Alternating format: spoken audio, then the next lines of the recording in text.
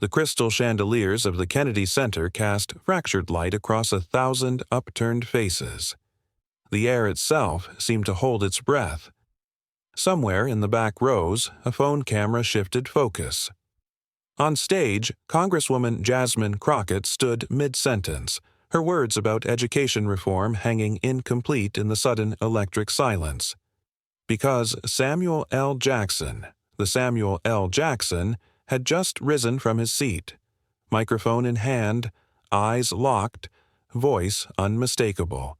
The man who once kept his politics carefully measured had become a voice of raw frustration. Education inequality, voting rights, criminal justice reform. Jackson didn't just write checks to these causes, he'd become their most visible, most vocal champion. 3 weeks before the Kennedy Center Gala, he'd posted on social media, "Tired of politicians who sound good but do nothing. Kids are drowning in broken schools while Congress debates. Where are the results?" The post went viral. 2 million likes, 50,000 shares. His friends noticed the change. "Sam's done being polite," director Spike Lee had said in an interview just days earlier. "He's at that stage in life where truth matters more than comfort, and he doesn't care who that makes uncomfortable." That restlessness had brought him to the Kennedy Center's America's Future, Investing in Education Gala, a glittering convergence of Hollywood money, tech billionaires, and political power designed to raise funds for underprivileged schools. Jackson came ready to demand accountability. He just didn't expect who he'd demand it from. Facing him on that stage was Congresswoman Jasmine Crockett, and if Jackson was Hollywood royalty, Crockett was Washington's sharpest rising blade. 42 years old, Texas's 30th District, former civil rights attorney with a courtroom record so flawless it bordered on mythical. In just 2 years in Congress, she'd become famous for 3 things: lightning, quick wit, encyclopedic policy knowledge, and the ability to dismantle bad arguments with surgical precision. The Internet called her the counselor. Her colleagues called her careful.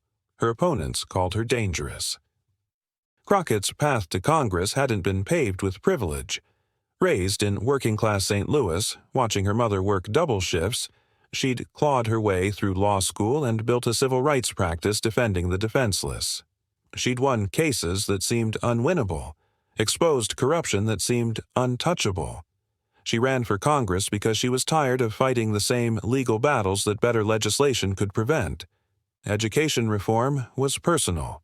It always had been. But standing on that stage, with Samuel L. Jackson's challenge hanging in the air and 1,200 eyes watching, with live-stream viewers multiplying by the second and tech billionaires holding their champagne glasses frozen mid-sip, this was different. This wasn't a committee hearing where she could reference reports.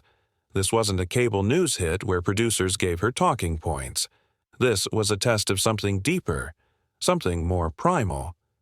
Could she speak truth without armor? The entire nation was about to find out. "A quote battle, Mr. Jackson." Crockett's voice was steady, almost curious. She adjusted the microphone with the same calm precision a surgeon uses checking their instruments.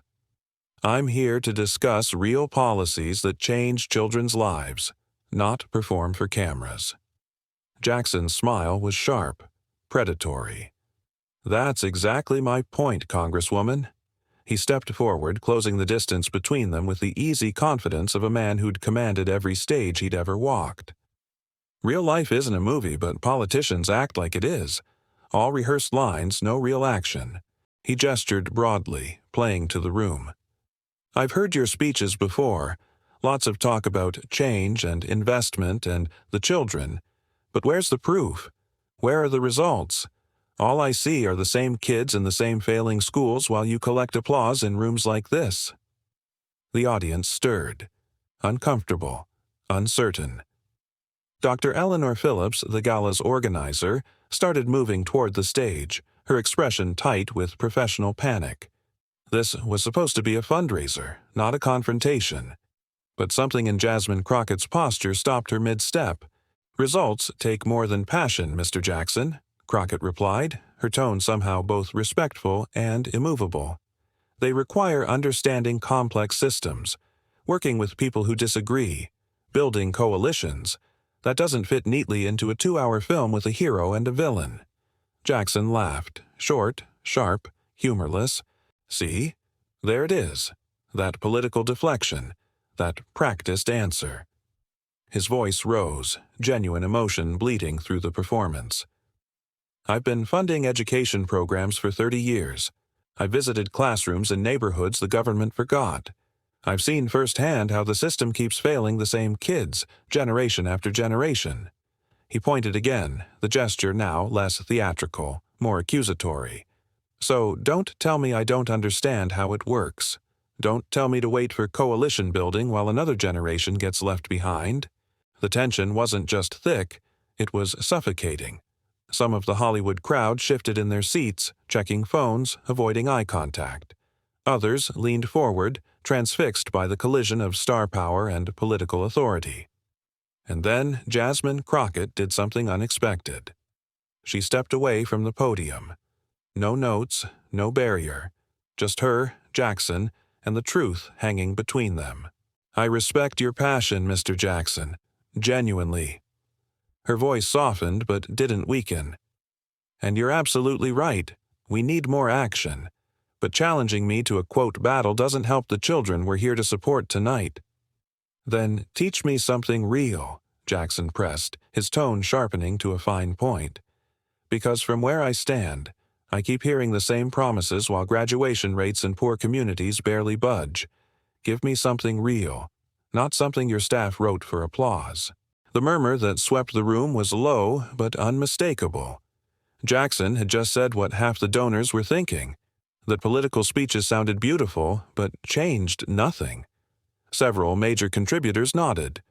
Crockett's eyes hardened, not with anger, with resolve. "You want real? Fine."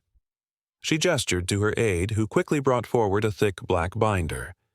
Jackson's eyebrows rose, a smirk playing at his lips.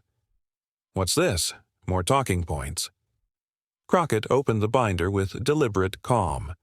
"These are the actual results from my education pilot program in Texas's 30th District. Not projections, not promises. Numbers. Reading scores up 22%.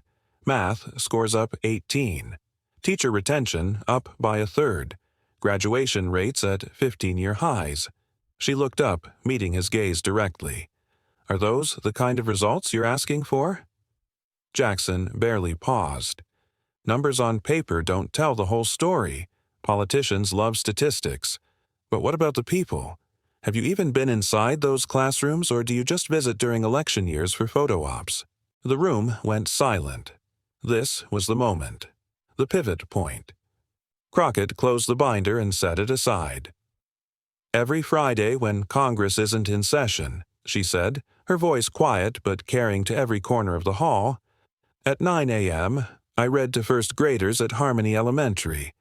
At noon, I mentor the debate team at Roosevelt High. By 3, I'm at the community center helping with math homework." She paused, letting the words land. "Would you like me to call them in to verify?" The applause that erupted was tentative at first, shocked, uncertain, before building to genuine thunder. But it died quickly as Jackson stepped even closer. "Talk is cheap, Congresswoman. You claim to care, then prove it." His voice dropped, intimate and dangerous. "No speeches, no data sheets. Let's hear what you really think. Unfiltered, off script. A real conversation, not political theater." Crockett's expression didn't change. "And what exactly do you have in mind, Mr. Jackson?" He smiled, the smile of a man who thought he'd won before the game even started. "A quote battle, 60 seconds each, no notes, no prep, just raw honesty about education in America. You've got your facts, but can you speak from the heart without your staff feeding you lines?" Dr. Phillips stepped forward quickly. "Perhaps we should return to the scheduled—" "No." Crockett's voice cut clean. "I accept." The whispers exploded into shocked murmurs. Even Jackson looked momentarily surprised that she'd agreed. "Congresswoman, this wasn't—" Dr. Phillips began. Sometimes the best moments aren't planned, Crockett said, turning to the audience. If Mr. Jackson wants authenticity, I'm happy to deliver. Maybe it'll shine more light on why we're all here tonight. The media director, recognizing viral gold when he saw it, frantically signaled the camera crew. The live stream counter began climbing exponentially.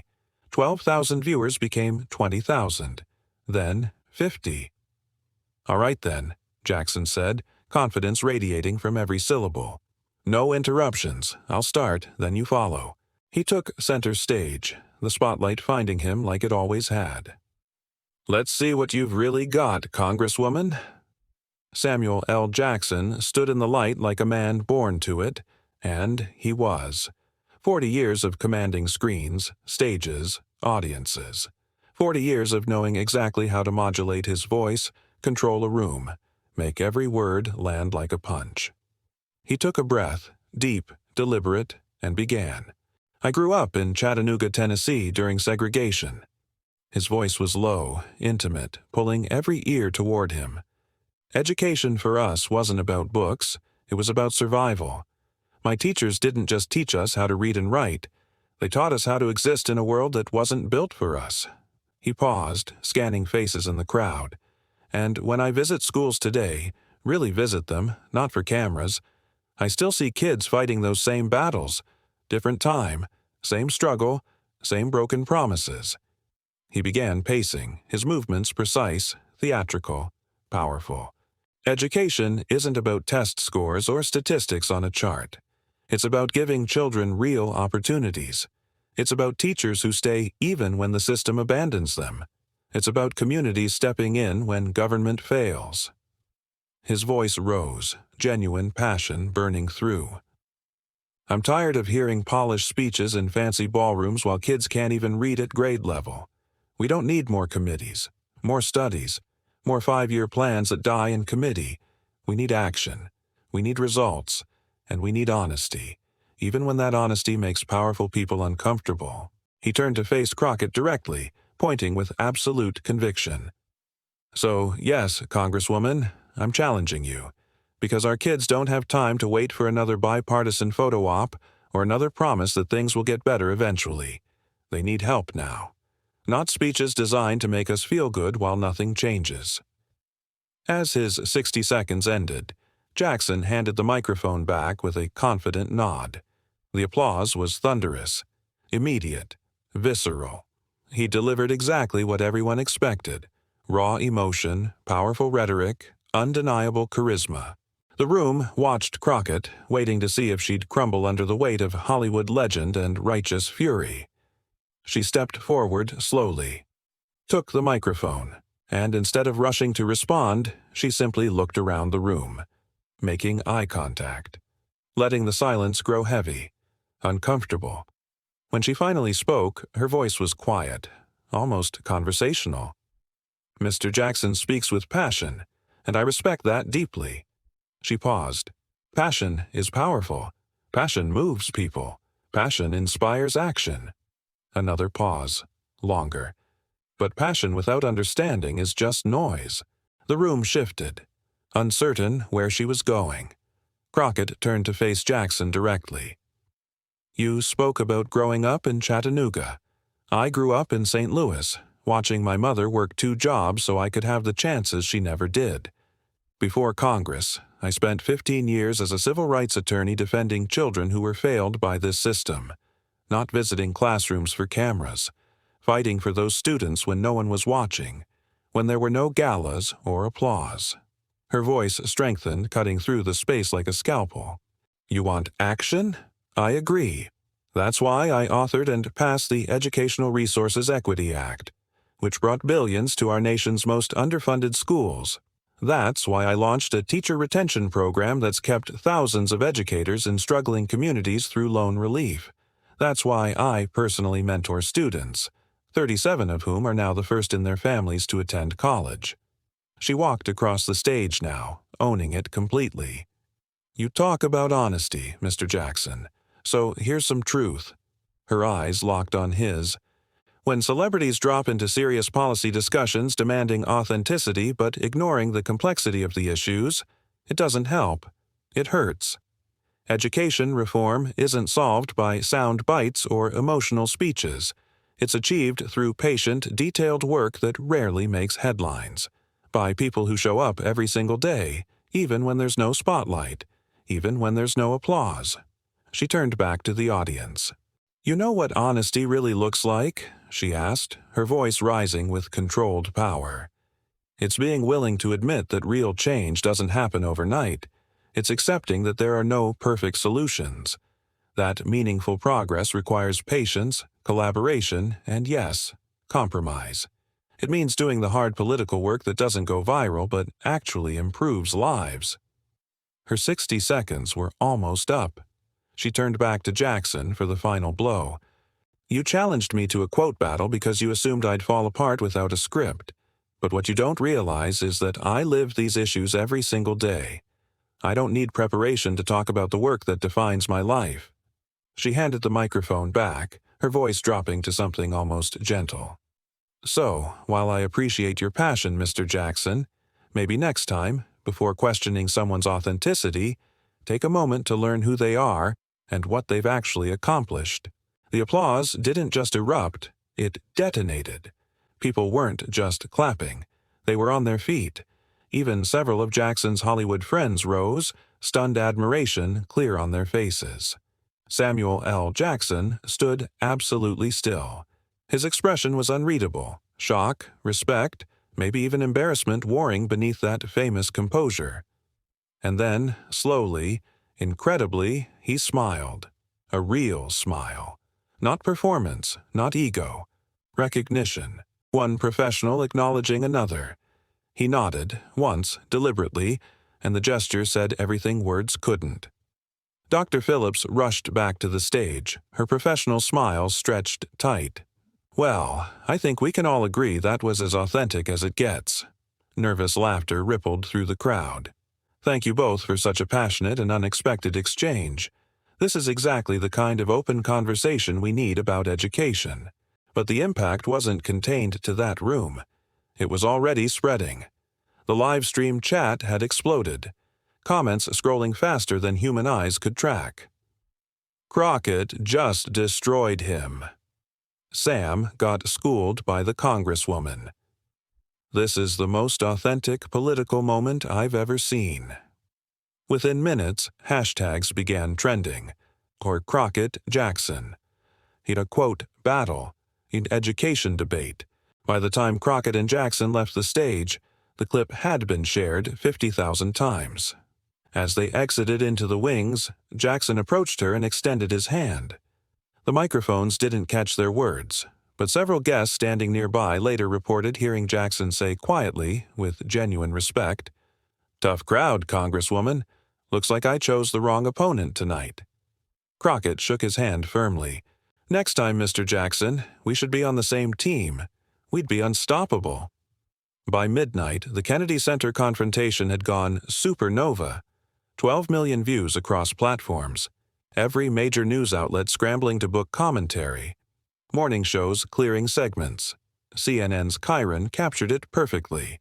Hollywood icon challenges Congresswoman, gets masterclass in political authenticity. Even conservative outlets that typically criticized Crockett found themselves praising her performance. One prominent commentator wrote, "You can disagree with her politics, but after last night there's no denying Jasmine Crockett's ability to stay composed and speak with clarity under fire." The line that went most viral, her observation about celebrities parachuting into policy debates, became an instant meme. Reaction videos, edits, shorts, TikToks. Political analysts dissected her response frame by frame, pointing out how she'd managed to turn a confrontation into a commanding display of expertise without sounding defensive or rehearsed. For Crockett, the results were immediate and overwhelming. Her office was flooded with interview requests.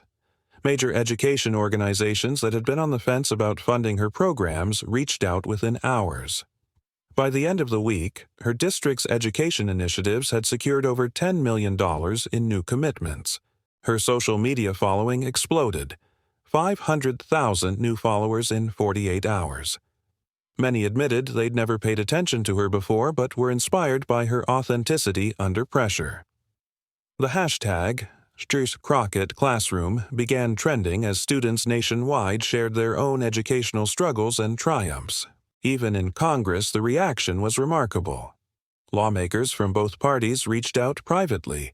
One of her usual critics, Congressman Michael Reynolds, tweeted, "We may disagree on policy, but Jasmine Forrest's ability to communicate with clarity and conviction under pressure is something every public servant can learn from." For Samuel L. Jackson, the aftermath was more complex. Initially, some accused him of being too aggressive. Igor Samuel lost his cool, briefly trended. But that narrative shifted quickly, because Jackson himself shifted it. The next morning, he posted, "Last night I challenged Jasmine Forrest to prove her authenticity. She didn't just prove it, she gave me a lesson in the difference between passion and informed leadership. Respect where it's due." The post went nuclear for all the right reasons. Instead of damaging his reputation, Jackson's gracious response strengthened it, showing genuine investment in education reform over ego. 3 days later, both appeared together on a major talk show. What could have remained a bitter confrontation transformed into a productive, inspiring conversation about education reform, equity, and collaboration. Their joint appearance broke viewership records. It raised an additional $15 million for education charities, and it proved something that Washington and Hollywood both needed to see: that authenticity doesn't come from performance. It comes from showing up, doing the work, and being brave enough to speak truth even when the spotlight's glare is blinding. The Kennedy Center quote battle became more than a viral moment. It became a case study. Business schools taught it in leadership classes. Law schools used it to illustrate the power of preparation meeting opportunity. Political strategists analyzed every word, every pause, every gesture. But perhaps the most important impact was quieter. In classrooms across Texas's 30th district, and eventually across the country, teachers played the clip for students. Not as entertainment, but as education. "This," one Houston teacher told her civics class, "is what it looks like when you know your work so deeply that no challenge can shake you." For Jasmine Crockett, the moment crystallized something she'd always believed: that authentic leadership isn't about never being challenged. It's about being so grounded in your purpose that challenges become opportunities to clarify truth. For Samuel L. Jackson, it was a reminder that passion needs partnership, that demanding accountability is powerful, but understanding complexity is essential. 3 months later, Jackson and Crockett co-hosted an education town hall in Dallas. Together, they raised $32 million and launched a national mentorship program pairing entertainment industry professionals with students in underserved communities. The program was named Authentic Voices, because in the end, that's what the Kennedy Center confrontation was really about: finding the courage to speak truth, the wisdom to listen, and the humility to learn, even when the whole world is watching. If this story moved you, if it reminded you that authenticity matters and preparation pays off, share it. Because the next generation needs to see that real leadership isn't about perfect speeches. It's about perfect commitment to truth. And that's a lesson worth spreading.